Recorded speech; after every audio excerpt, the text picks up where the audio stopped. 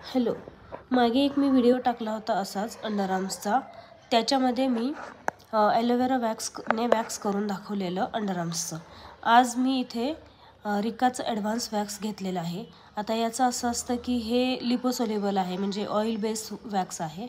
तर जसं आपण अंडरआर्म्सला किंवा कुठेही हातावरती हे फक्त वन टाईमच यूज करू शकतो. हे आपण नॉर्मल वॅक्ससारखं 2-3 वेळा नाही लावू शकत, डबल अप्लाय नाही करू शकत वॅक्स. याला फक्त अगोदर ऑइल लावून नंतर वॅक्स अप्लिकेशन करून त्याच्या स्ट्रिप्स पण वेगळ्या येतात. दोन्ही बाजूला सेम अशी स्ट्रिप्स येते आणि खूप अशी हलकी व्हाईट कलरची पातळ स्ट्रिप असते, जशी मी लावलेली आहे. तुम्ही बघू शकता ती.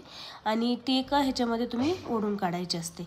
आणि नंतर जशी त्याची ग्रोथ असेल तशीच वेगळ्या ग्रोथच्या अपोजिट जर तुम्ही लावलं तर मग ते कुठलेही वॅक्स लावलं तुम्ही काहीही केलं तरी ते केस निघत नाही. मग इथं काय केलं मी, दोन्ही बाजूची वेगवेगळी ग्रोथ आहे तर त्या बाजूला एकदा लावलं आणि खेचून जोरात काढून घेतलं आणि नंतर ह्या बाजूला. आता ह्या मुलीने आहे ना पहिला रेझर केलेलं होतं. त्याची ग्रोथ बघा तुम्ही किती हार्ड आहे आणि किती जास्त आहे. पहिला रेझर यूज करत होती ती. आता 2 ते 3 वेळ झालं की मी तिला माझ्याकडे वॅक्सनेच करायला सांगते. त्याच्यामुळं आता ग्रोथ तिची जरा फाईन झाली आहे, त्याच्यामुळे ते निघतं पण व्यवस्थित आणि हे पण होतं. आता पहिल्यांदा एकदा तुम्ही वॅक्स लावलं की पहिलं एकदा लावलं, ॲप्लिकेशन केलं आणि काढलं. जर असे रेझरने काढलेले वॅक्स केस असतील तर ते व्यवस्थित निघत नाही. मग तुम्ही पहिलं दुसरं अंडरआर्म्स करून घ्या आणि मग थोडंसं तिथले हे शांत होते, स्किनला पण थोडंसं हे होतं, नॉर्मल टाईपला येते.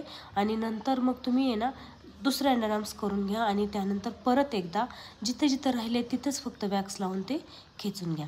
तर खूप छान असे ते होतात. रेझर केलेलं असेल तरी थोडं वाढलेले असतील की खूप छान निघतात केस. पण मी परत सांगेल की जास्त रेझर करू नका. रेझर केलेलं असेल तर तुम्हाला खूप त्रास होतो, ब्लडिंग होतं. आणि असे तुम्ही लिपोसोल्युबल वॅक्स करू शकता. पण लक्षात एवढंच ठेवायचं आहे की हे जे वॅक्स आहे याला डबल ॲप्लिकेशन करू शकत नाही तुम्ही, नाहीतर तिथली स्किन खूप पील होते आणि जखम होण्याचे पण चान्सेस असतात, कारण तिथली स्किन आपली खूपच सेन्सिटिव्ह राहते.